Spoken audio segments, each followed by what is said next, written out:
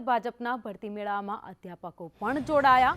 Granted કોલેજના 50થી વધુ અધ્યાપકો ભાજપમાં જોડાયા છે. વિવિધ કોલેજના અધ્યાપકો ભાજપમાં જોડાયા. સી.આર. પાટીલે ખેસ પહેરાવી તમામનું સ્વાગત કર્યું. અધ્યાપક મંડળના પ્રમુખ રાજેન્દ્ર જાદવ ભાજપમાં જોડાયા. કોમન યુનિવર્સિટી એક્ટનો વિરોધ કરતા અધ્યાપકો ભાજપમાં જોડાયા છે.